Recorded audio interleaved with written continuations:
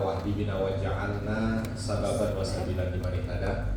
Segala puji hanya bagi Allah. Salawat dan salam semoga senantiasa tercurah kepada junjungan kita Nabi besar Muhammad sallallahu alaihi wasallam. Pertama yang saya hormati Bapak Farid selaku pimpinan dari BNI di Hong Kong. Lalu tadi sudah bicara ngobrol dengan Pak Indra, Pak Anto. Yang saya hormati pengurus-pengurus yang biasa ngurus pengajian yang hadir di sini, dan yang saya muliakan jamaah sekalian yang dalam kesempatan pagi hari ini hadir bersama. Mudah-mudahan semua yang hadir diberikan kemudahan untuk bisa mendapatkan rahmat dan taufik dari Allah Subhanahu wa taala. Diberikan keberkahan dalam setiap aktivitasnya, dan insya Allah ini menjadi catatan baik kita di sisi Allah Subhanahu wa taala. Baik, mayoritas ini Masya Allah ahli surga dari kaum awam. Ya, jadi bapak-bapaknya agak sedikit terpojokkan dan tersisihkan di belakang. Ya, nggak apa-apa ya Bapak ya, kita memberikan fasilitas ini kepada ibu-ibu ahli surga. Kalau dilihat dari wajahnya ini ahli surga. Sebab wajah ahli surga itu ada tandanya. Mau tahu cirinya ahli surga? Mau tahu? Coba lihat kanan kirinya. Lihat kanan kirinya. Nah, itulah dia ahli surga. Doakan, jangan begini ahli surga. Didoakan Allah, mudah-mudahan sebelah saya betul-betul jadi ahli surga. Sebab kalau sebelah kita masuk surga, otomatis dia akan ajak kita. Tuh, itu untungnya. Karena memang orang-orang, kita ini sebagai seorang muslim ada satu kenikmatan tersendiri. Apa dia? Ketika nanti di surga, kalau punya teman masuk surga, kita masih kecegat di luar. Teman kita yang udah masuk duluan diperkenankan untuk memberi syafaat. Tuh kayaknya yang dulu sering ngajak saya pengajian kok malah belum masuk-masuk. Gitu. Dipanggil untuk bisa. Alhamdulillah, mudah-mudahan semua di sini adalah ahli surga. Karena ini banyaknya ibu-ibu, bapak-bapak, nanti mungkin saya kadang-kadang banyak nyapanya ke ibu-ibu. Ya, tapi bapak-bapak menjadi perwakilan. Ibu-ibu apa kabar? Alhamdulillah. Tabungan aman? Aman. Kalau nabungnya di BNI. Aku di BNI, Pak. Iya, tabungan aman. Tabungan pahala. Ya. Masalahnya kalau saya lihat di sini wajahnya masih wajah-wajah banyak dosa. Wajah-wajah banyak. Siapa yang dosanya habis angkat tangan? Oh. Siapa yang nggak punya dosa? Oh. Siapa yang tadi pagi bikin dosa? Oh. Jadi ketahuan. Ya, ternyata alhamdulillah. Karena salah satu di antara ciri hati yang baik adalah hati yang peka dengan dosa. Hati yang peka dengan dosa. Jadi kalau di antara orang itu ada yang merasa bahwa dia tidak pernah berdosa, saat itu dia lagi berdosa. Ya. Lihat orang, kamu punya dosa? Kalau saya mah enggak. Nah, saat itu dia sedang berdosa. Sombong. Tapi kalau kita itu punya hati yang lembut, begitu berbuat dosa, ada rasa takut, bahkan kadang-kadang dalam sholatnya ketika dia beristighfar minta ampun nangis, maka itu diantara tanda kalau dia punya hati yang baik. Ya. Di antara tanda kalau dia itu hatinya diberkahi dan dirahmati Allah Subhanahu wa ta'ala. Oleh sebab itu bersyukur kalau kita merasa ya Allah, alangkah banyak dosa saya, tidak tahu sampai kapan saya hidup. Lalu punya upaya untuk bisa pulih, ya, bersih, diampuni oleh Allah Subhanahu wa ta'ala. Itu tanda kalau kita itu termasuk hamba Allah yang dicintai. Maka tadi saya tanya, kira-kira ada nggak yang punya dosa? Ada. Pertanyaan berikutnya, ibu-ibu, ada tidak yang punya hajat? Hajat yang sampai sekarang mungkin belum terpenuhi? Ya, berarti masih pada hidup. Sebab masih pada punya hajat. Kalau sudah tidak punya hajat, nah, ini saya ingat dengan jamaah saya Begitu lagi ketemu, Bapak ini kira-kira kok kayaknya wajahnya sudah nyaman, sudah iya Ustaz, kalau saya mau apa lagi yang mau saya minta dari dunia, saya udah cukup. Besok meninggal. Baik, itu berarti akhirnya sudah memang pisah dari, karena udah ada isyarat. Di sini masih pada punya hajat? Masih. Ini ngomong masihnya kok lebih kenceng ya, begitu sih. Ada yang meninggal lebih kenceng. Aku daripada saya ngomong nggak ada. Masih, ya kan? Masih punya hajat, bahagiakan orang tua yang masih punya orang tua, bahagiakan keluarga yang punya keluarga, ya kan? Masih punya hajat, apalagi hajat terbesarnya apa? Ya Allah, mudah-mudahan kita doakan yang hadir di sini. Allah mudahkan, mudah-mudahan Allah ijabah doa kita, bisa semuanya berangkat haji.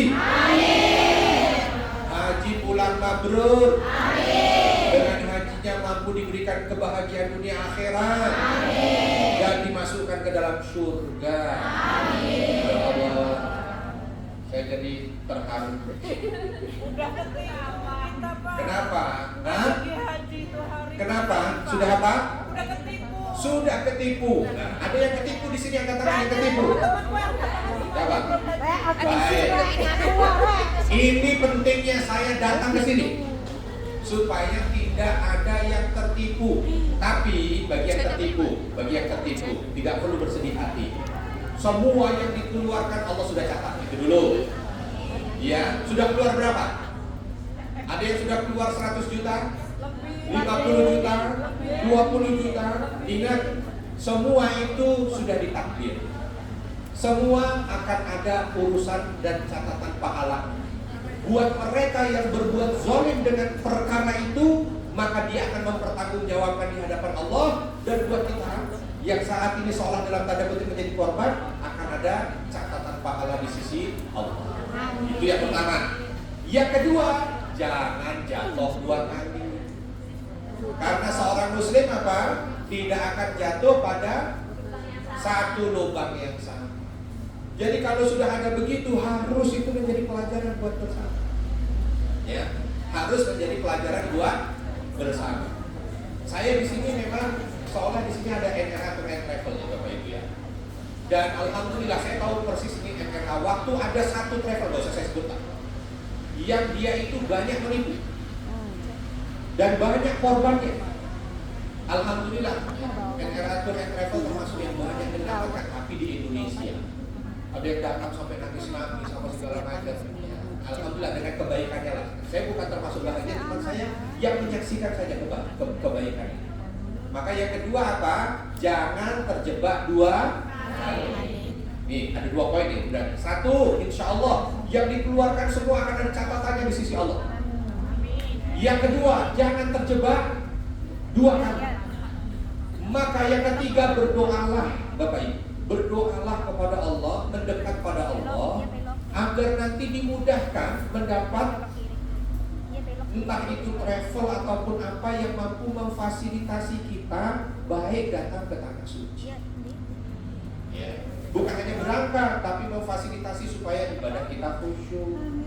Bukan cuma berangkat, tapi bagaimana di sana itu ibadahnya bisa maksimal.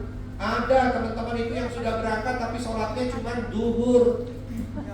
Ada yang begitu. Kenapa? Hotelnya jauh. Kan di sini nggak tahu. Pokoknya udah berangkat, akhirnya apa? Oh harganya murah kalau di Indonesia ya. Saya tidak tahu kalau di Hong Kong. Akhirnya karena ikut-ikutan saja harga murah berangkat. Begitu ternyata di sana memang berangkat, nggak tertipu berangkat. Tapi ketika berangkat ternyata justru hotelnya jauh, fasilitasnya susah. Ya kan? Mungkin karena datang dari desa belum pernah keluar negeri, nggak tahu mau naik angkutan umum atau apa. Takut kesasar. Walaupun di sana orang Indonesia itu rata-rata kalau kesasar karena memang di Indonesia biasa bahasa Arab, di sana jadi pintar. Ya, begitu kesasar, dia langsung bisa bahasa Arab. Ketemu orang Arab dia panggil. Sampai dia tunjukkan kartunya, dia bilang, ihdinas siratal mustaqim. Modal itu aja, ihdinas siratal mustaqim. Sambil ditunjukkan kartu karena ada alamat hotelnya. Alhamdulillah orang Arabnya itu pinter, jadi nggak dilanjutin siratal ladzina.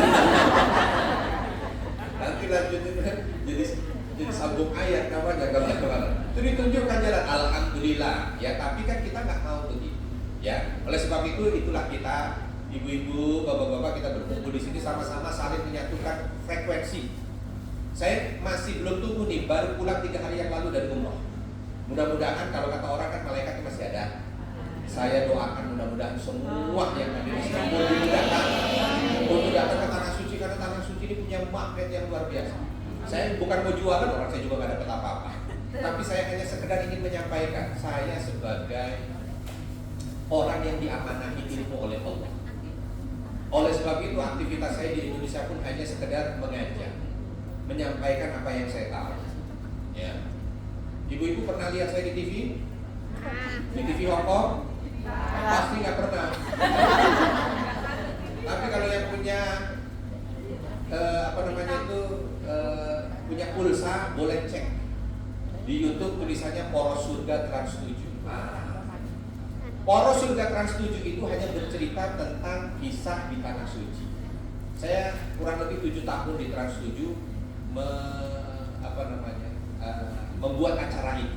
Bukan mau apa-apa, mau membuat orang agar cinta dengan tanah suci, mau membuat orang agar ketika datang ke tanah suci bisa maksimal, mau membuat orang ketika dia itu kadang-kadang begini, orang itu, mohon maaf Bapak Ibu, dalam hidupnya dia itu tidak tahu mana yang harus dipentingkan dan mana yang harus diprioritaskan.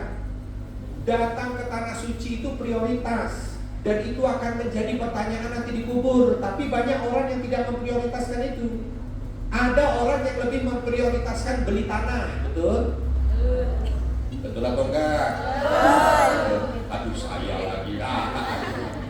Ada tuh kadang ada orang yang memprioritaskan beli tanah, ada orang yang memprioritaskan bangun rumah, ada orang yang memprioritaskan apa?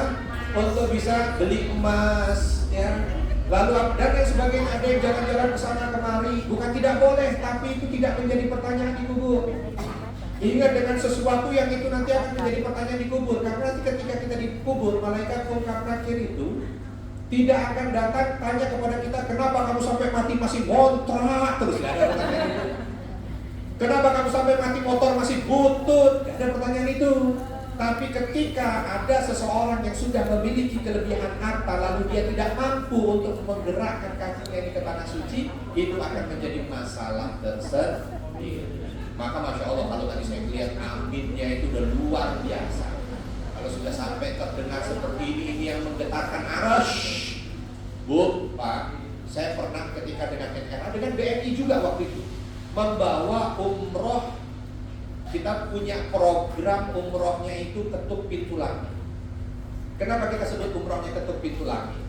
Sebab ketika berangkat umroh itu, yang berangkat umroh itu guru-guru pedalaman, yang berangkat umroh itu buruh-buruh tani, yang berangkat umroh itu orang-orang yang secara ekonomi mustahil, tapi itu mereka berangkat. 2 bis saya bawa waktu itu. Kumpul kita pengajian di Masjid Nabawi. Waktu kumpul di pengajian di Masjid Nabawi itu sambil cerita, dari mana ibu, saya guru honorer, gajinya 250.000, gajinya 500.000. Lalu ini saya tanya, kok bisa berangkat? Mereka semua juga nggak tahu. Kenapa saya bisa berangkat juga wallahu a'lam Ustaz. Ya, ada yang tukang pijit, saya juga wallahu a'lam Ustaz. Memang begitulah dia tanah suci. Tanah suci itu bukan tempat ketika orang datang ke sana seperti berangkat ke Hong Kong. Kalau berangkat ke Hong Kong, mereka butuh untuk memiliki uang, sehingga berangkat ke sini. Kalau di sana enggak. Makanya panggilan ketika kita berangkat ke tanah suci apa? Labbaik Allahumma labbaik, labbaik la syarika laka labbaik, innal hamda wan ni'mata laka wal mulk la syarika lak. Aku penuhi panggilanmu ya Allah, aku penuhi panggilanmu. Berarti yang berangkat ke sana itu memenuhi panggilan.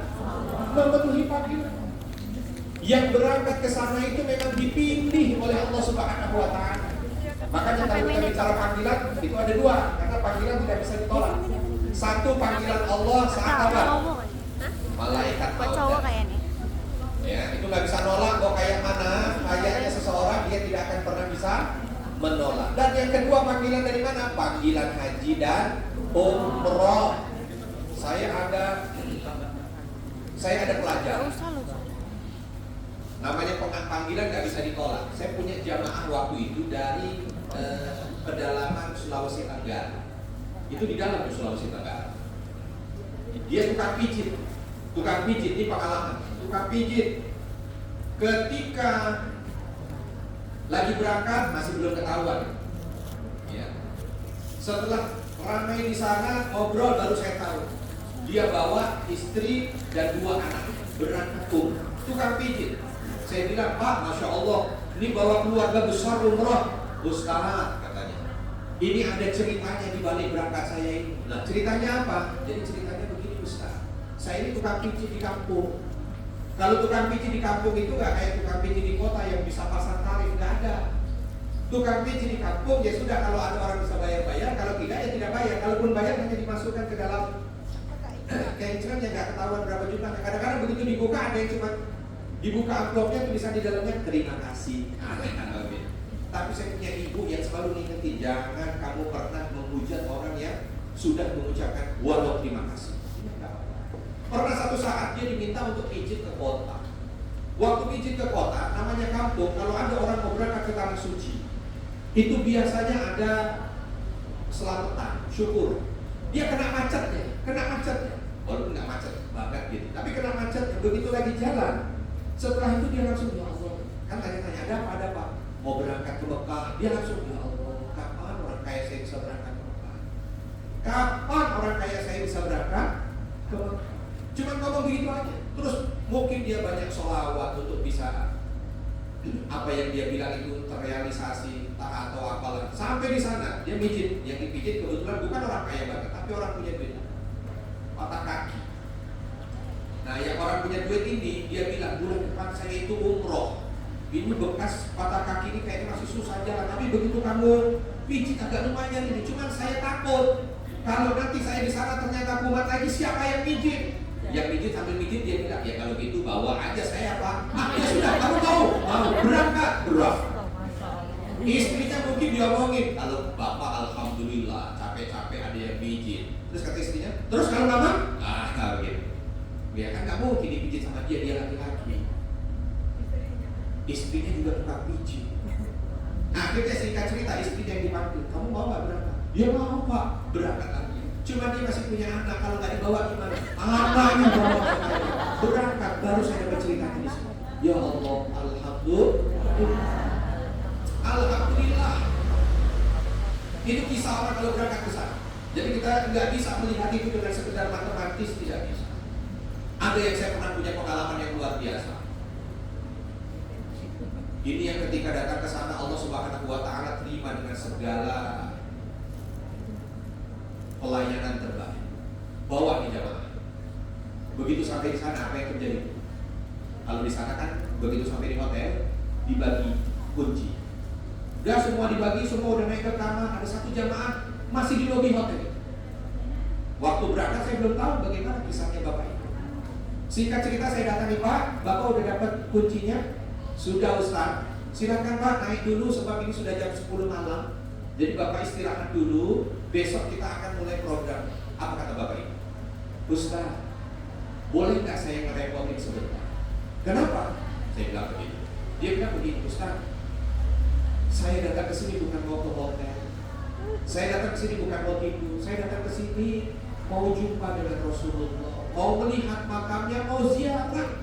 Boleh nggak tunjukkan saya di mana makam Rasulullah? Ya Allah, itu luar biasa. Baru itu juga. Bagaimana kadang-kadang kalau jemaah sana sibuk, saya mau ke sini, saya mau apa sih? Ini nggak mau tidur dulu sebelum jumpa dengan makam Rasulullah. Akhirnya ayo Pak, ini baikkan. Begitu jalan, ngobrol lah dikit. Terus begitu saya sampaikan, Pak, Bapak lihat tukang hijau itu. Begitu lihat, langsung dia pegang tangan saya, nangis. Ya Allah Ustaz, ya Allah, katanya, ya Allah. Di sholawat, Allahumma sholli ala sayyidina Muhammad. Terus begitu. Terus begitu mendekat itu dia bilang, Ustaz, saya bukan orang yang kampung. Saya berangkat ke sini ini nabung 15 tahun. Ustaz. Saya mudik ke Bon. Saya nabung 15 tahun. Begitu saya lihat ini yang bernama menara hijau yang di bawahnya ada makam Rasulullah itu, nggak kuat saya untuk membendung tangis saya. Sebab di rumah saya selama ini saya baru bisa beli apa? Gambar Ka'bah. Saya sama istri buruh kebun. Saya sama istri buru kebun, tapi kami nih ya Allah betul-betul punya keinginan kalau melihat orang berangkat, lihat di TV, lihat apa segala macam, kapan ya Allah? Akhirnya apa? Saya kumpulkan uang untuk bisa apa? Beli gambar Ka'bah. Rumah saya nggak gede, saya tempel di tempat di mana saya biasanya sholat tahajud. Itu kalau melihat nangis saya.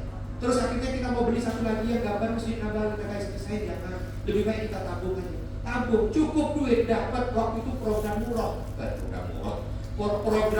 murah dengan MRA. Hanya belasan juta waktu itu, waktu masih sebelum Covid. Berangkat dia, karena ada yang nambahin tetangga. Itu cuma bisa berangkat satu. Dia ngomong sama istrinya, siapa yang berangkat? Saya apa kamu? Singkat cerita akhirnya yang sepakat mereka bapaknya yang berangkat. Sampai akhirnya cerita ada manusia-manusia yang seperti itu. Dan manusia-manusia yang lain yang dengan kisah ketika masuk ke sana itu ada sesuatu yang luar biasa. Maka rasa-rasa yang seperti itu kan rasa-rasa yang mungkin tidak didapatkan di tempat-tempat lain. Oleh sebab itulah Nabi SAW ketika sudah 6 tahun berada di Madinah, Nabi SAW itu tiba-tiba ngumpul dengan para sahabatnya. Saya kok kayaknya kangen dengan Mekah. Siapa di antara kalian yang mau berangkat umroh? Langsung kala itu daftar. Terkumpul 4.000 sahabat yang ingin berangkat bersama dengan Nabi. Dia mengatakan 1.200 di awal perjalanan. Ya, intinya di atas 1.000. Ketika terkumpul kurang lebih 1.200 orang itu berangkatlah bersama Nabi. Ketika berangkat bersama Nabi di Hudaybiyah tertolak oleh orang-orang kafir Quraisy, nggak boleh masuk. Sehingga terjadilah namanya istilah perjanjian Hudaybiyah. Diminta pulang, tahun depan baru boleh berangkat lagi. Nah itulah dia umroh. Kisahnya bagaimana? Panjang, tapi intinya begini, Bapak Ibu. Pulang dari umroh yang tertolak itu, pulang dari umroh yang tertolak itu, kalau Bapak Ibu mendalami tentang kisah dan sirah Nabi Muhammad SAW, banyak sekali kebaikan yang Allah limpahkan pada Nabi, sehingga nanti 2 tahun setelah umroh tertolak, umrohnya tertolak, 2 tahun setelah itu Allah bukakan Mekah sehingga terjadi peristiwa besar Fathu Mekah. Maka jangan heran ketika banyak cerita orang pulang dari tanah suci Allah berikan limpahan kebaikan. Karena memang itu yang terjadi. Tapi tentu yang perlu untuk kita jaga bagaimana kita ketika berada di sana. Karena sekarang banyak penyakit, orang datang ke sana. Mudah-mudahan kalau yang di sini enggak, ini mah wajah-wajah surga semua. Di sini pasti yang dicari kalau nggak Masjid Nabawi, Masjidil Haram. Karena kalau ke sana kadang-kadang ada orang itu yang datang ke sana udah kayak hiburan, rekreasi. Jadi begitu datang ke sana, yang ditanya jilbab murah di mana Ustaz? Hormat murah di mana Ustaz? Sekarang ada tambahan, ada tempat viral. Dia tanya tempat viral ini tangganya di mana Ustaz? Begitu ditanya ke Ka'bah udah berapa kali? Baru sekali. Ke toko jilbab 7 kali. Nah, ini masalah. Ya. Supaya kita bisa mendapatkan kebaikan itu. Karena kebaikan datang ke tanah suci itu Masya Allah. Al-umratu ilal umrah kafaratun lima bainahuma. Orang berangkat datang umroh sampai ke umroh lagi, apa yang akan dia dapatkan? Kafaratun lima bainahuma. Allah akan berikan kemudahan, diampuni segala dosa. Jadi orang kalau pulang umroh, ingat dengan catatan umrohnya yang benar. Orang ketika pulang umroh itu maka dia bersih dari dosa. Makanya pikirannya dibukakan, segala kebaikannya dimudahkan. Jangan heran kalau kita buka buku sejarah perjuangan bangsa Indonesia. Mereka yang baru pulang dari tanah suci itu pulang ke tanah air jadi pahlawan, mampu untuk bisa menggerakkan rakyat Indonesia melawan penjajah. Jangan dilihat kalau kita ceritanya kan bambu runcing dan segala macam gitu kan, Belanda pakai meriam, kok kita bisa menang? Jangan tengok itunya. Mereka yang berjuang di situ, di antara mereka motor dan penggeraknya baru pulang dari tanah suci, sehingga hatinya dimudahkan. Orang yang hatinya baik tanpa dosa itu akan mendatangkan rahmat dan kasih sayang Allah, perlindungan Allah. Apalagi di antara hal yang sifatnya itu patut untuk kita cari, tanah suci ini penuh dengan tempat-tempat yang mustajabah doa. Ada orang yang mungkin ketika dia berada di tanah air atau ketika dia berada di Hong Kong, ada hajat yang dia minta terus dia sujud dalam tahajudnya, sujud dalam doa. Doanya dia minta tapi belum dikabul oleh Allah Subhanahu wa taala, perlu tahu bahwa mungkin ada kalanya ketika nanti dipanggil ke sana Allah Subhanahu wa taala ingin dengan itu langsung hamba ini mengucap di sebelah Ka'bah. Sehingga kita ucap, ketika ucap di sebelah Ka'bah itu didengar sampai di arsy, Allah berikan apa yang dia minta. Nanti yang berangkat ke sana itu bisa merasakan kenikmatannya doa mulai. Bisa merasakan kenikmatan ketika tangan ini bisa nempel di Ka'bah lalu mengucapkan doa-doa yang diingin. Ada kalanya itu, makanya tadi di awal saya tanya siapa yang punya dosa, semua ngangkat. Berarti kita butuh momen-momen yang menghapus dosa. Momen yang menghapus dosa pengajian. Pengajian ini momen yang menghapus dosa. Makanya kalau tadi ada CCTV nih masuk ke ruangan ini, ada sebelum sesudah. Wajah sebelum beda dengan wajah sesudah pengajian, beda. Wajah sebelum wajah lapar, wajah sesudah wajah kenyang. Kalau ada sebaiknya, kan sebaiknya. Tuh pengajian, silaturahmi. Tadi begitu saya lihat ya Allah luar biasa. Begitu ketemu salaman menggugurkan dosa. Salaman satu dengan yang lain dosa habis. Ngobrol satu dengan yang lain, kalau ini sesama muslim niatnya silaturahmi dosa habis. Terus berikutnya sholat ke sholat dosa habis. Ditambah umroh ke. Ya tentu kalau sholat ke sholat, walaupun ini adalah sebuah fardu tapi jaraknya berdekatan, yang dihapus belum banyak. Nah, begitu berangkat umroh itu yang dihapus nilainya juga luar biasa. Lalu hajat, kalau kita punya banyak hajat di antara keutamaan ini, apalagi kalau di sini mayoritas wanita. Ada di antara jihad yang Allah Subhanahu wa taala tulis itu hanya untuk wanita dan tidak untuk laki-laki adalah jihadnya apa? Haji. Orang yang haji itu adalah jihadnya seorang wanita. Kalau tahu tentang perihal haji, ya, ini kayaknya kalau dilihat dari wajahnya wajah-wajah taklim semua. Wajah-wajah sudah sering ibadah, wajah-wajah sudah sering ngaji semuanya. Kelihatan dari omong-omongannya kelihatan. Karena tadi saya dengar wajah-wajah yang sudah sering ngaji itu kelihatan, ngomongnya kelihatan. Tadi ada saya dengar, pripun kabare? Itu suka ngaji. Itu bahasa Arab atau bahasa Jawa? Jawa. Oh, Jawa. Salah ya, benar. Qadarullah, ada yang berarti. Ibu-ibu belajar ngajinya dengan bahasa Jawa? Ada ustaz kita di sini? Ada belajar ngajinya dengan macam-macam ya, ada yang di masjid.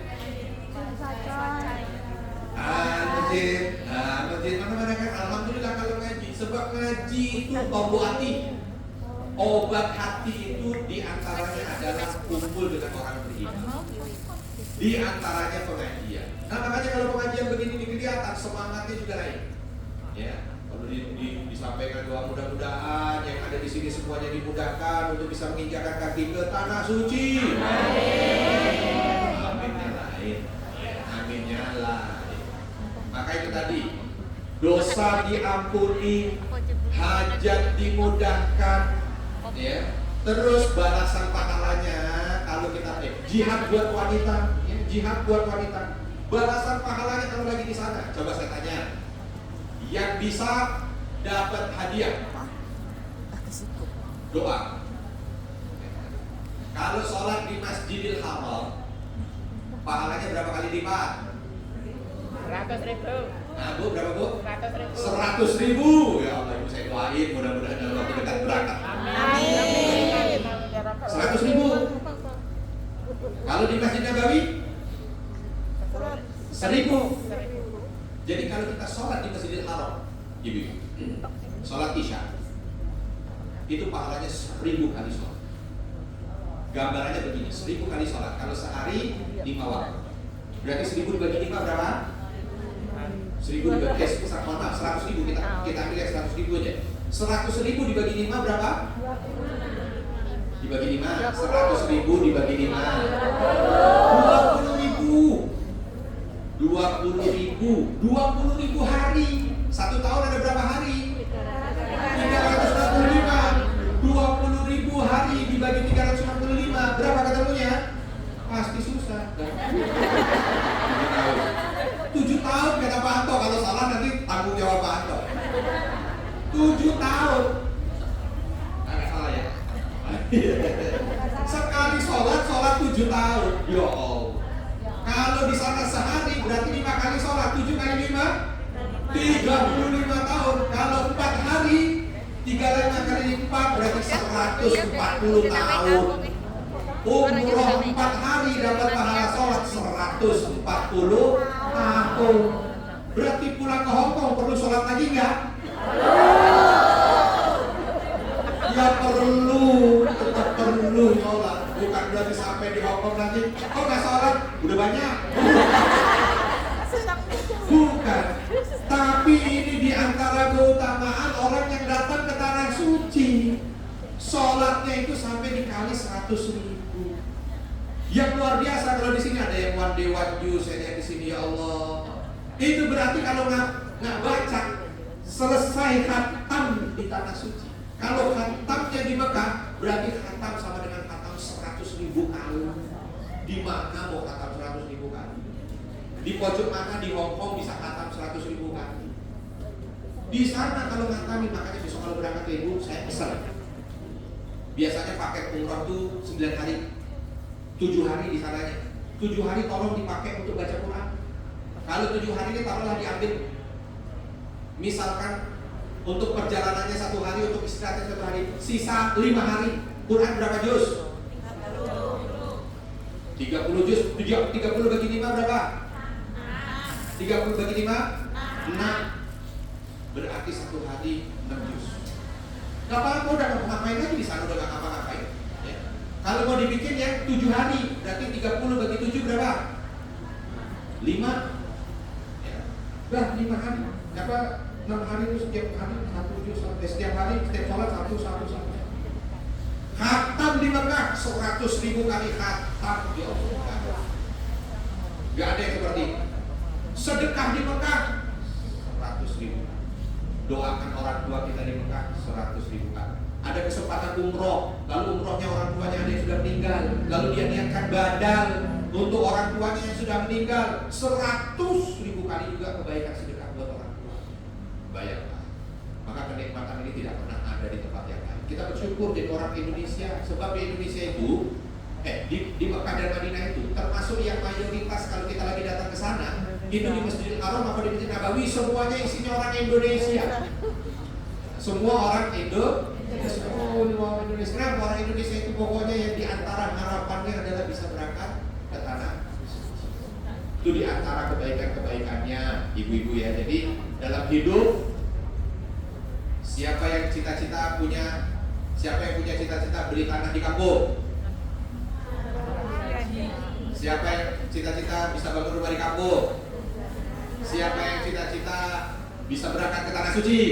Ya Allah, lain banget. Ya, lain luar biasa. Ya, tanah sudah ada, rumah sudah ada, tanah suci yang penting.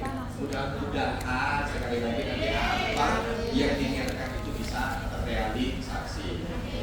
Tapi tadi jangan sampai jatuh di lubang yang salah. Itu penting.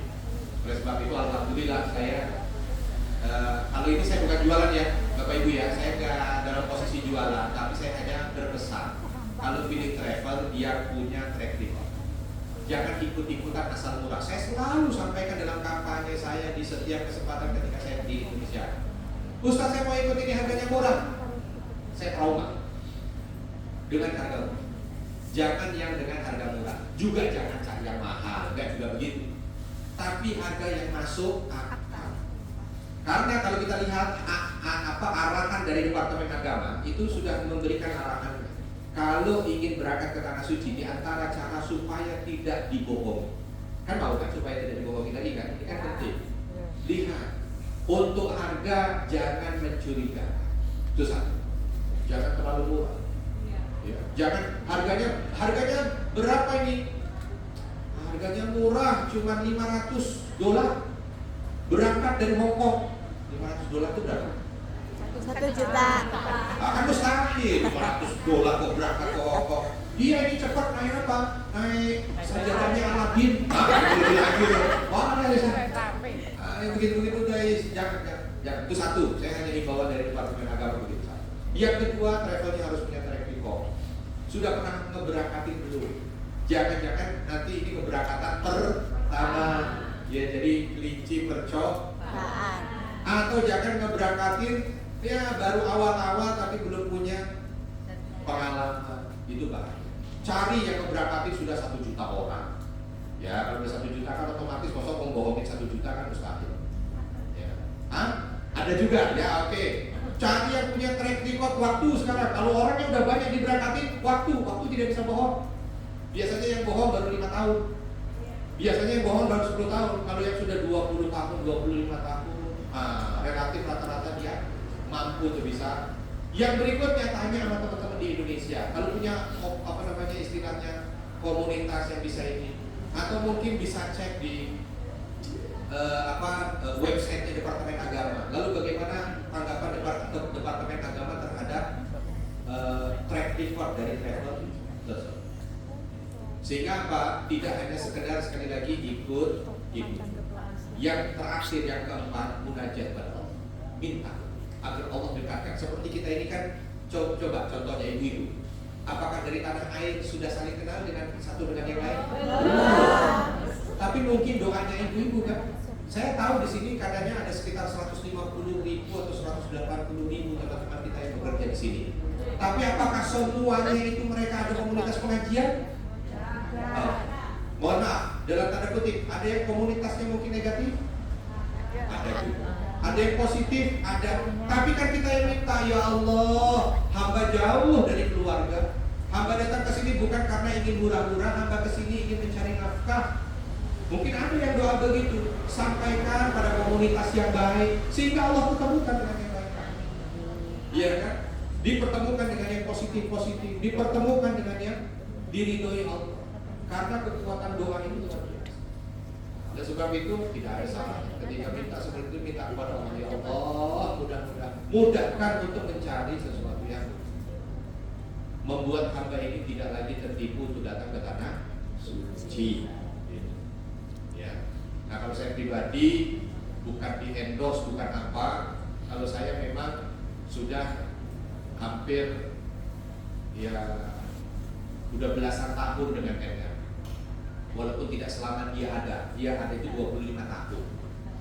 Ya, untuk bisa mengabdi pada umat memberangkatkan. Sampai dengan detik ini saya pribadi, ya dan ini disaksikan, saya bukan mau melebih-lebihkan, kan saya tidak dapat endorse, tidak dapat iklan, tidak dapat apa dari sini. Tapi belum pernah ada jamaah saya yang tertipu. Karena saya pun memberangkatkan jamaah saya melewati atau melalui travel NR atau NR. Jadi kalau misalkan Bapak dari bahkan ke daerah-daerah yang super sensitif. Ini ada yang pakai bendera Palestina, ada yang pakai bendera Palestina. Ya, terima kasih dukungannya. Saya juga baru pulang dari Aqsa kemarin bawa jamaahnya datang. Keadaannya sungguh sangat menyedihkan. Sekali lagi saya juga pesannya, ibu-ibu, bapak-bapak yang hadir di sini, mohon doakan sahabat-sahabat kita yang dari Palestina. Alhamdulillah setiap hari, ya Allah, mereka hanya sekedar untuk tinggal aja susah. Mereka sekedar untuk makan aja susah. Ya, mereka hanya sekedar mau beribadah. Kalau saya kemarin bawa jamaah itu dari hotel kita berangkat mau masuk ke Masjidil Aqsa, itu rata-rata orang yang asli langsung ditolak oleh penjajah itu dengan senapan suruh pulang balik ke masjid aja susah. Ya kita karena kita itu turis jadi agak mudah untuk bisa, walaupun mungkin tidak sama sebelum COVID, tapi minimal ya mereka itu sampai road enggak, hanya mau ke masjid di tengah. Ya hanya mau sekedar ini nggak boleh. Sekarang mereka masih dalam kondisi bingung apakah nanti Ramadan bisa ataukah tidak melaksanakan aktivitas taraweh. Maka ketika kemarin pulang Imam Masjidil Aqsa sambil peluk saya dia bilang, Ustaz sampaikan dengan siapapun sahabat-sahabat kami di Indonesia, mohon jangan pernah putus doakan kami. Karena yang mampu menguatkan kami adalah doa sahabat-sahabat kami. Kami yakin kami bisa kuat di sini ini bukan karena kami ini kuat fisik, bukan karena kami ini punya pemasukan, bukan. Tapi kami kuat di sini karena doa sahabat-sahabat kami yang menguatkan iman kami, yang menguatkan posisi dan kedudukan kami. Maka Maka mudah-mudahan nanti doa ini pun menguatkan. Sekaligus saya juga mendoakan, mudah-mudahan karena ini doa juga dari Syekh Yusuf Abu Sunaina, imam dari Masjidil Aqsa.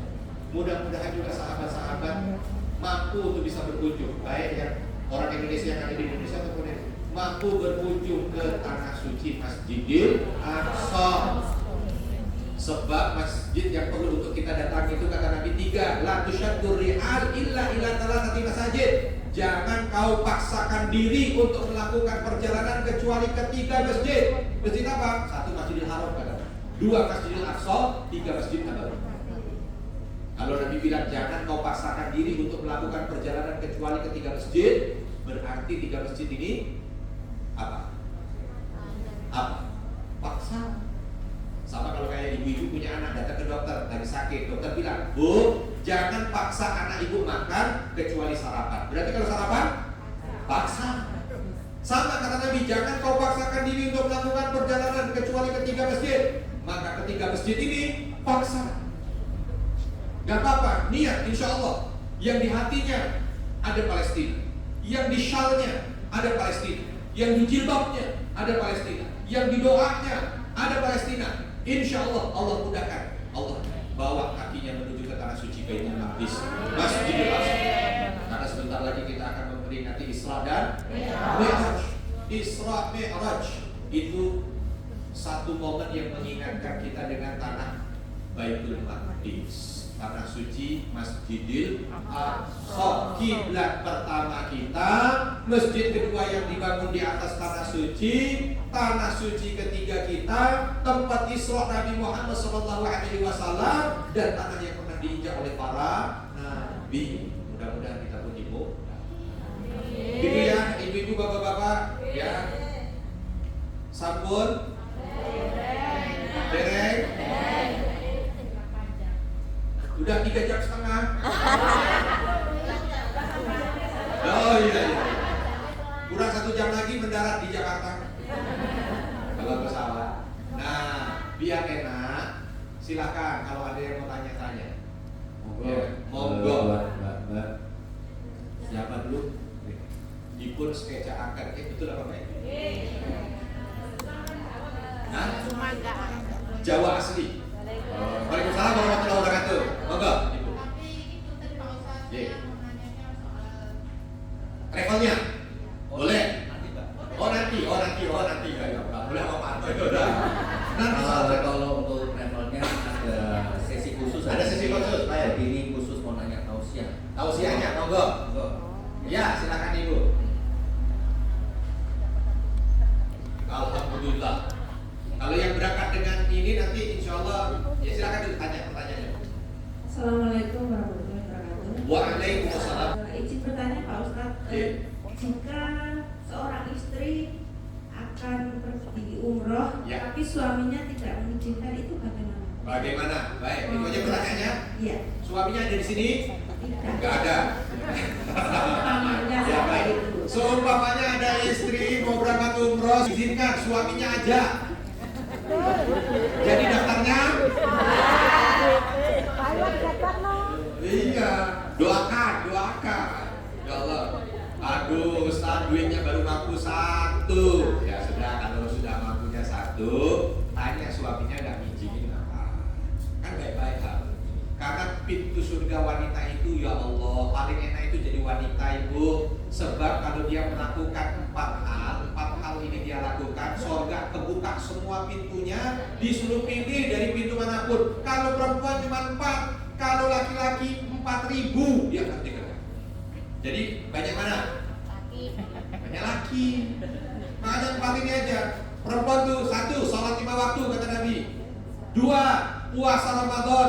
3, tutup aurat. 4, taat suami. Selesai. Surga. Di antara 4 yang paling susah mana? Mana yang paling susah? Jadi 4 ini mewakili 4.000. 4.003 jadi.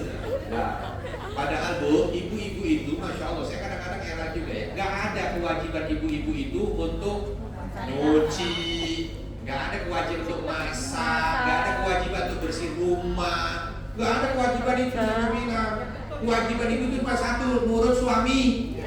Suami suruh nyuci, suruh masak.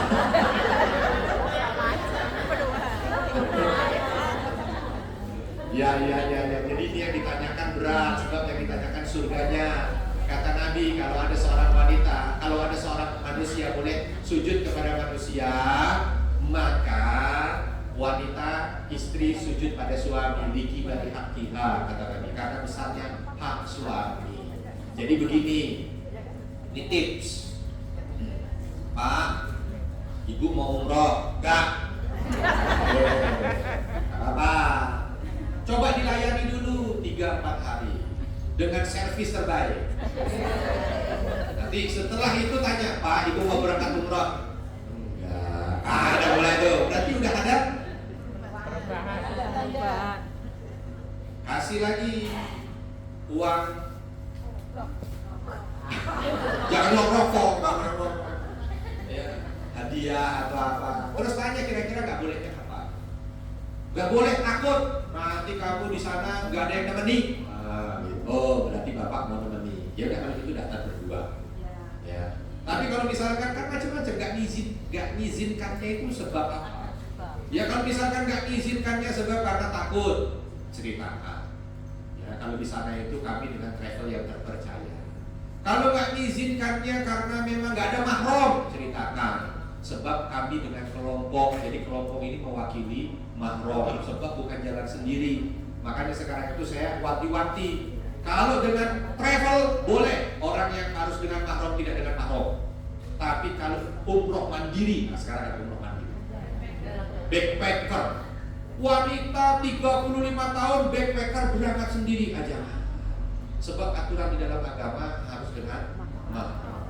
Ya. Mahram itu tidak harus, mahram sekarang lebih luas, kelompok tuh mahram. Makanya kalau yang dalam kondisi yang seperti ini harus sering kumpul-kumpul begini. Sebab apa? Ini seolah menjadi bahagian pengganti mahram yang menjaga supaya satu dengan yang lain kalau ada apa-apa itu bisa cepat. Karena Islam itu posisinya memuliakan wanita.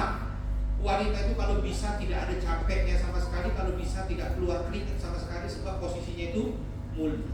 Itu jadi pertanyaan, kalau saya nggak ada masalahnya nggak ada mahram, kita dengan travel yang dengan sekelompok itu sudah menggantikan mahram. Masalahnya apalagi, pokoknya dicari aja masalahnya, tapi jangan dengan intimidasi. Pak, ibu mau umroh? Enggak. Gitu ya. Wah itu ya. Nah itu lain gitu ya. Berarti dengan intimidasi. Ditanya aja, kira-kira baik-baik, pokoknya baik-baik. Suami itu ladang surga, jalan surga tercepat. Pokoknya ngapa-ngapain, pokoknya kalau udah suami berikan yang terbaik itu surga. Gitu ya Bu ya. Jadi tanya dulu kenapa enggak memperboleh. Dirayu neh. Nah, dirayu. Kalau nggak bisa dirayu, ngerayu tapi belum. Sama aja. Gitu ya Bu ya. Ada pertanyaan lagi? Ada pertanyaan lagi? Wah, Masya Allah. Mulai banyak tanya ini. Harusnya yang tanya dapat door prize. Oh, prize. Coba dicek di dalamnya ada amplop nggak? Ya. Assalamualaikum warahmatullahi wabarakatuh. Waalaikumsalam warahmatullahi Pak wabarakatuh. Ustadz, izin bertanya, mau tanya soal haji. Haji, ya. Haji itu kan wajib. Ya. Seandainya kita mampu untuk umroh, apakah kita mewajibkan dulu untuk haji atau gimana? Baik. Mohon jawabannya. Baik, terima kasih. Pertanyaan bagus. Kalau haji itu wajib, ya, umroh itu umroh pasti tidak akan pernah bisa mengganti haji. Jadi yang harus menjadi prioritas haji, harus menjadi prioritas. Ya. Kalau ada haji sudah, maka berangkat umroh silakan. Tapi ada yang begini, Ustaz, uang saya ini baru cukup untuk umroh, haji belum. Tapi saya ingin juga untuk bisa berdoa di sana, semoga Allah berikan kemudahan, balik dari sana Allah berikan rezeki sehingga setelah itu saya tabung haji. Bisa jadi tidak mutlak. Ada suami istri nih, kasus suami istri lagi. Suami istrinya yang udah pengen banget haji, tapi suaminya masih takut. Enggak, nanti kalau di sana katanya dibales. Katanya dia apa? Dibales. Ya, di sini sering komenin orang, ntar kalau di sana baru sampai imigrasi udah main. Waduh, dibales. Akhirnya Pak istrinya pintar. Pak, yang dibalas itu kalau haji. Kalau umroh mungkin enggak. Mau nggak ke sana dulu? Akhirnya ngajak suaminya umroh dulu. Ketika berangkat umroh, suaminya malah ternyata nggak ada apa-apa ya, Bu. Semua enak-enak aja, nyaman. Ah, mudah. Kok orang pada takut? Nah, akhirnya pulang. Memang duitnya belum ada. Begitu nabung, nggak ada. Urusan alasan nggak mau nggak. Pokoknya suaminya justru bilang berangkat haji, daftar haji. Nah, gitu. Ada juga yang begitu.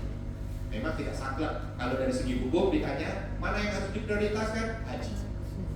Tapi kalau dia mau berangkat umroh, lihat dulu alasannya. Kalau alasannya karena ingin berdoa di sana, doa di sana Ustaz. Kalau yang di sana ingin mencoba untuk merasakan dulu, sebab mungkin ceritanya seperti tadi, insya Allah berkah. Karena orang, Bu, mohon maaf, ibu punya rumah. Iya, saya nggak tanya. Ya, bagus yang jawab dapat pahala. Ibu punya rumah, lalu ada orang datang ke rumah ibu bertamu. Saudara datang bertamu dari jauh, ibu lagi punya hajat, entah itu mantenan, entah itu apa. Itu tamu datang saudara dari jauh, kita tahu dia nggak punya uang. Terus begitu datang, ya Allah, ini orang padahal dia juga butuh dengan uangnya apa segala macam. Terus ketika ditanya kok berangkat, iya saya jual apa yang bisa saya jual, yang penting saya bisa datang ke pestamu, saya bisa datang ke kondanganmu. Itu aja hati kita rasanya luar biasa ini orang. Kalau ternyata ada sesuatu nih yang bisa kita titipin, saya yakin itu pasti kita ambil sebagian terus kita ini buat sangu. Nah begitu. Itu baru kita manusia. Lalu bagaimana dengan Allah? Banyak saya bawa begitu. Hamba-hamba Allah yang dari rumahnya itu, ya Allah, gak punya apa-apa, bahkan kadang harus jual motornya, berangkat ke tanah suci. Saya hanya melihat, ya Allah, orang seperti ini mata Allah luar biasa. Karena dia seolah datang kepada Allah lalu mengatakan, ya Allah, hartaku hamba jual, hanya sekedar bisa datang ke rumahmu. Aduh, gak kebayang. Ya. Nah jadi begitulah posisinya sekarang ini, menarik ridho Allah, menarik sayang Allah, menarik simpati Allah, apapun yang bisa kita dapatkan. Gitu ya Bu ya. Jadi simpulkan, kira-kira mau haji atau mau umroh? Ya, baik. Pertanyaan lagi. Apa? Silakan pertanyaan berikutnya. Ibu dulu ya. Assalamualaikum warahmatullahi wabarakatuh. Waalaikumsalam. Apa saya mau tanyakan apa hukumnya kalau ini, kalau kita sendiri sebagai orang tua sudah mampu haji, tapi dari posisi anak umpamanya ya, anak saya itu mau mengumrohkan saya, menghajikan saya, itu hukumnya gimana? Baik, alhamdulillah. Jadi kita sebagai orang tua posisinya sudah mampu, tapi bersamaan dengan mampu itu anak-anak kita sudah besar, sudah sukses. Lalu dia ingin menghajikan kita, bagaimana? Gak apa-apa, ambil yang dari anak kita. Sebab dia pahalanya double. Kita tetap sah haji dan umrah kita, anak kita bisa mempunyai ladang berbagi untuk kita. Ya, kita udah punya $50.000. Berarti berapa? Hongkong. Punya $50.000 Hongkong berarti 100 juta. Udah siap tuh sebenarnya berangkat haji, misal contoh ya. Tiba-tiba anak ngasih kita $100.000 Hongkong. Mana yang harus punya kita? Aku. Yang punya anak terima. Supaya apa? Pahalanya double. Kita sah haji dan anak kita dapat pahala bakti. Begitu. Maka kalau dari anak itu insya Allah semuanya baik. Gitu ya, ya. Bagus, masya Allah. Sudah ada anaknya yang mau berangkatkan haji, masya Allah. Mau umrohkan juga. Ya kalau anaknya butuh satu orang lagi, kasih saya. Ada lagi? Siapa? Saya ngikut Pak Anto nih. Pak Anto yang punya mikir. Assalamualaikum warahmatullahi wabarakatuh. Waalaikumsalam warahmatullahi wabarakatuh. Nama saya Luciana Wahid. Saya mau tanya. Ya. Misalnya saya punya uang $5.000 $5.000. Hongkong. Ya, saya ada niat umroh sama kurban. Umroh sama kurban. Ada keinginan umroh dan kurban sapi. Nah, uang ini saya utamakan untuk atau nabung buat kurban.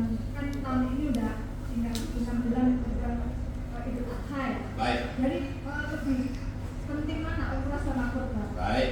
Terima kasih. Pertanyaan bagus ya. Jadi mana nih umrah sama kurban? Kalau umrah sama haji tadi sudah dijawab. Haji fardu, wajib, umrah sunnah. Nah sekarang urusannya umrah sunnah, kurban sunnah. Kalau umrah, kalau kedudukannya sama-sama sunnah lebih fleksibel.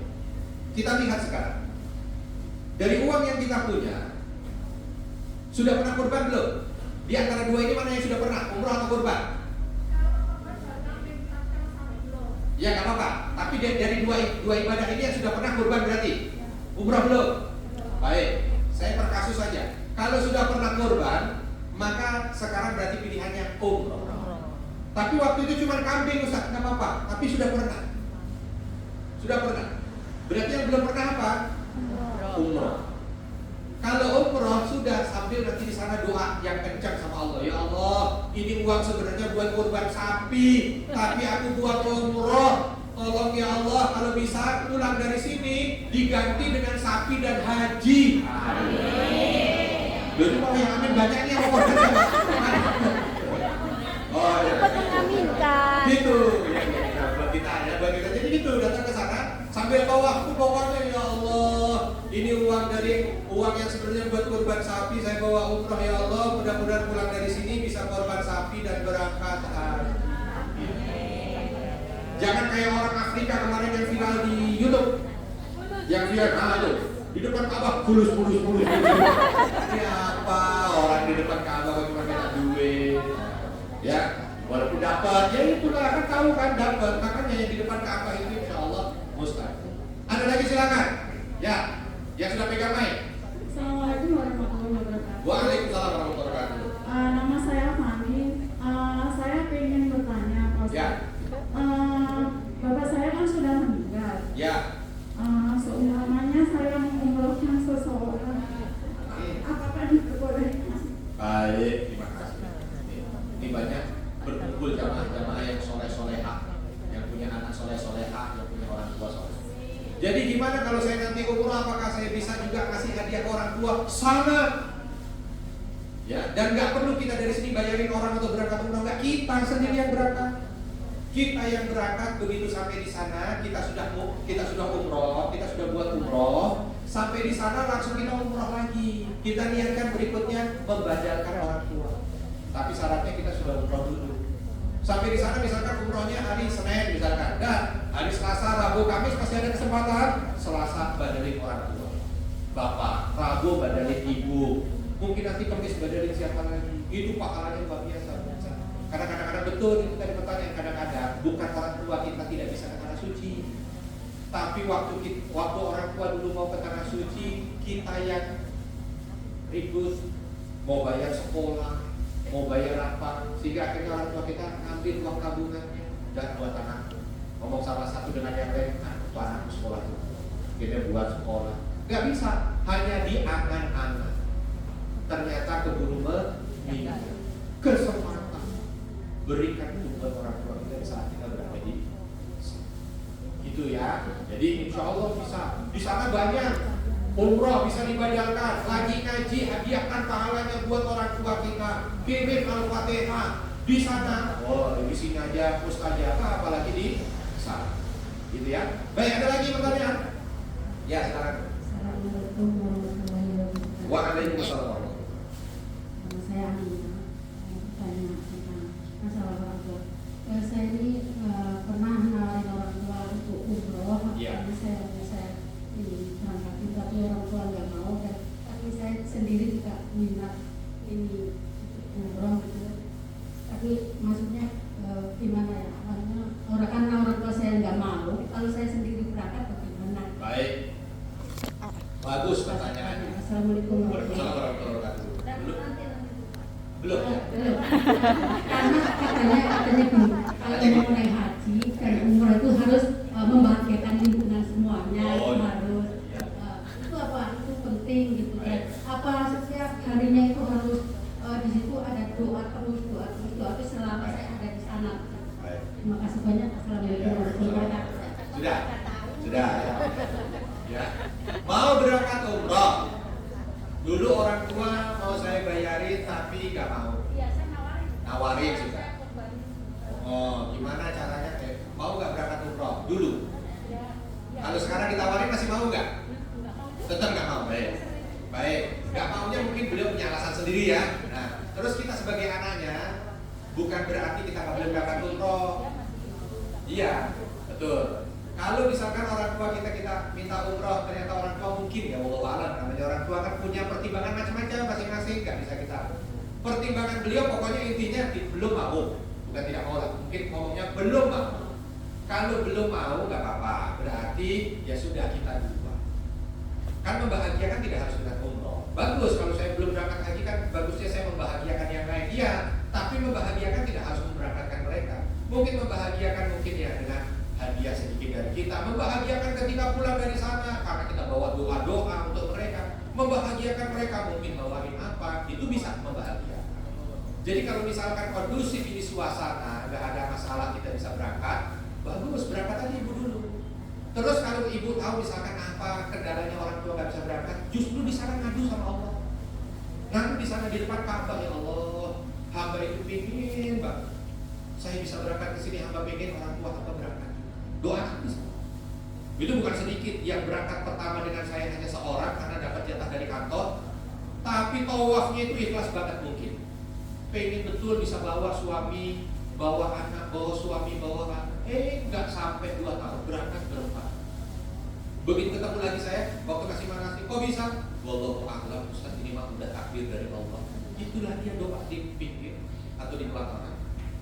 Maka nggak apa-apa, berangkat, ibu berangkat, habis itu ibu doa di sana.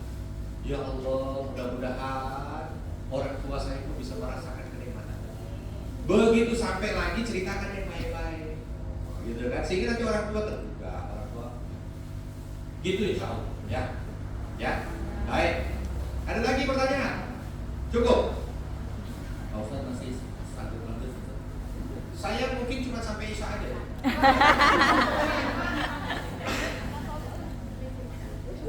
Kalau sayanya bisa, hadiahnya masih ada apa?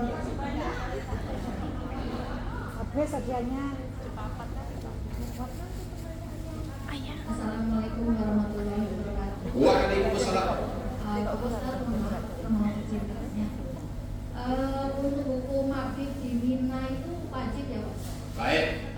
Masalahnya kemarin kan saya berangkat haji. Cuma ada beberapa jamaah dari kita yang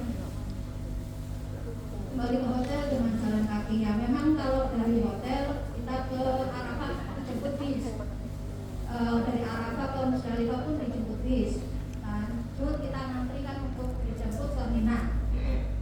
Tapi yang membuat saya mengganjal pertanyaan adalah beberapa jamaah dari kita pulang ke hotel. Karena kebetulan mungkin kalau kita yang biasa pulang negeri ya, kita tahu arah yang mana, dari mana ke Mina ke hotel kita itu lumayan dekat. Sebagian dari jamaah kita pulang ke hotel. Bagaimana gitu? Bagaimana hukumnya gitu Pak Ustaz? Tapi bukan termasuk yang itu kan? Tidak. Baik. Alhamdulillah Jadi, karena saya pikir kayaknya di sini Ustaz bilang kan wajib gitu. Jadi Ya. saya alhamdulillah maafin. Betul. Terima kasih Pak Ustaz. Assalamualaikum warahmatullahi wabarakatuh. Waalaikumsalam warahmatullahi wabarakatuh. Mabit di Mina masuk bahagian dari wajibatul haji. Wajib haji. Kalau sudah ditinggalkan, kalau ditinggalkan ada hukumannya, ada damnya. Ya, satu. Tapi mabit yang dimaksud tidak harus tidur full malam, tidak. Sebahagian malam boleh. Jadi tergantung, itu yang pulang ke hotel itu udah tidur terus ngorok sampai nggak kemana-mana, nggak lontar-juntar. Nah itu lain ceritanya. Ya. Tapi kalau dia tidur ke hotel, seolah hotel yang dibikin singgah, nanti ada momen masuk tengah malam, dia berangkat ke sana, ya. Atau minimal ada malam di sana, walaupun hanya sesaat. Seperti mabit di Musdalifah. Mabit di Musdalifah juga bahagia ya, tapi bisa hanya sesaat, boleh sesaat. Tidak harus namanya mabit nginep di tenda tinggal. Ya, tapi afdolnya ya kalau di Mina di tenda tinggal, kalau di Musdalifah tidur dari Isya sampai dengan sebelum subuh gitu. Tapi kalau kondisi yang saat ini mungkin tidak memungkinkan. Makanya kalau di Musdalifah itu sudah mulai dari lewat tengah malam sudah mulai di pergerakan, ya, entah mungkin pergerakan menuju ke Mekah untuk melaksanakan tawaf ifadah atau mungkin pergerakan menuju ke Mina untuk mereka yang akan tinggal di Mina. Gitu. Yang penting sudah ada, nggak harus seperti dulu Nabi pokoknya subuh dulu di Musdalifah, harus subuh dulu di Musdalifah terus baru bergerak. Kesulitan dengan jumlahnya saat ini mungkin sekitar 3 juta orang. Gitu. Jadi kalau bisa dapat yang fullnya di Musdalifah sampai subuh baru berangkat ke Mina, di Mina sampai Tarwiyah, ya, sampai 13 Dzulhijjah, Mina, wah itu sempurna secara sunnah. Tapi kalau misalkan ada yang tidak apa segala macam, bukan tidak sah, ya, karena memang mengambil yang rukun. Gitu ya. Baik, insya Allah bisa berangkat haji lagi. Ada lagi? Ya. Assalamualaikum Pak Ustaz. Waalaikumsalam warahmatullahi wabarakatuh. Izin bertanya. Saya kan pernah dengar itu ya, ada yang misalkan mau berangkat umroh itu pakai dana pinjaman dulu. Ya. Misalkan ini pinjam nanti setelah balik umrohnya kita Baru dibayar. Itu hukumnya gimana? Baik. Hukum pinjam meminjam pada dasarnya itu mubah.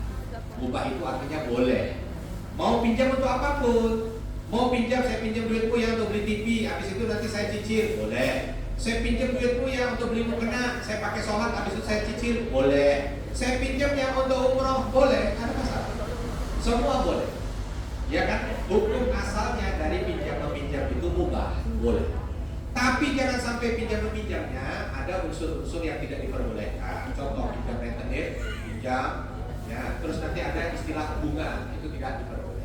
Tapi kalau hanya sekedar murni pinjam atau ada orang yang mungkin membeli paket tapi harganya beda Ustaz. Nah itu sistemnya, contoh misalkan ada beberapa bank syariah dia yang memiliki program itu. Nah programnya dia namanya murabahah, bukan murni pinjam.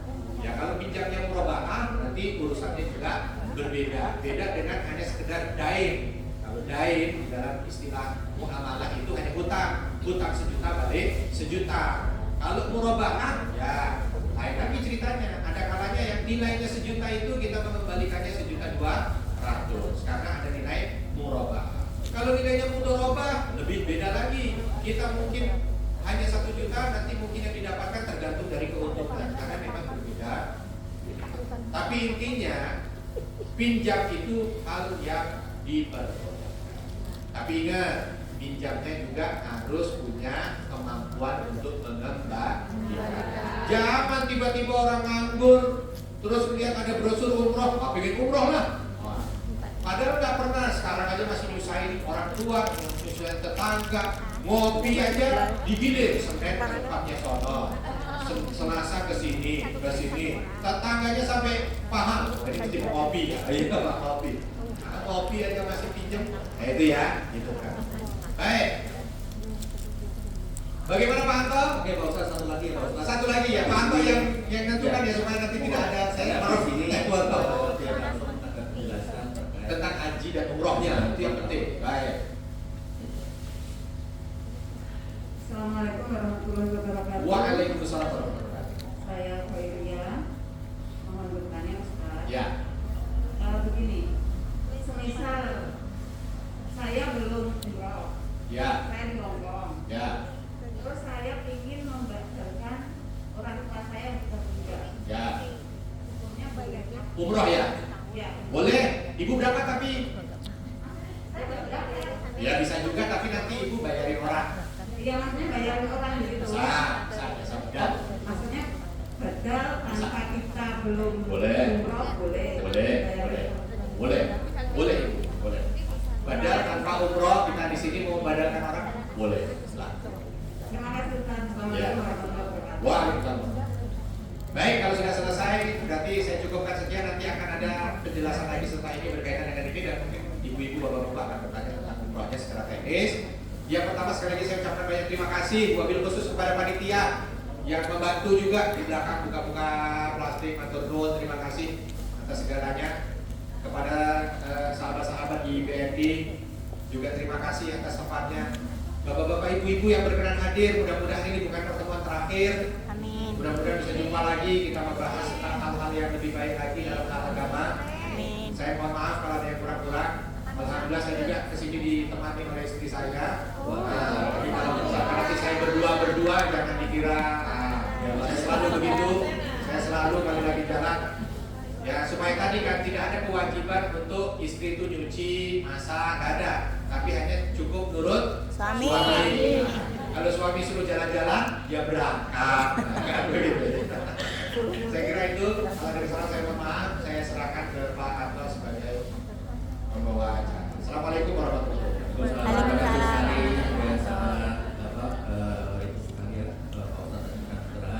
Semoga bisa membawa kebaikan buat kita semua. Keinginan kita bisa dijawab oleh Allah Subhanahu wa taala dengan haji dan umroh. Nah, untuk lebih jelasnya lagi, marilah kita dengarkan dari tim NRA untuk rencana bagaimana sih mbak-mbak dan ibu-ibu bisa berangkat haji dan umroh dari Hongkong. Berapa biayanya dan kapan pelaksanaannya? Insya Allah akan disampaikan oleh Mbak Lulu. Monggo Mbak Lulu segera disampaikan terkait mekanisme. Terima kasih Pak. Assalamualaikum warahmatullahi wabarakatuh. Ibu-ibu sehat semua ya. Alhamdulillah kita bisa kumpul di sini sambil mendengarkan tausiah dari Ustaz Arifin. Kebetulan beliau juga dari NRA bersama kami.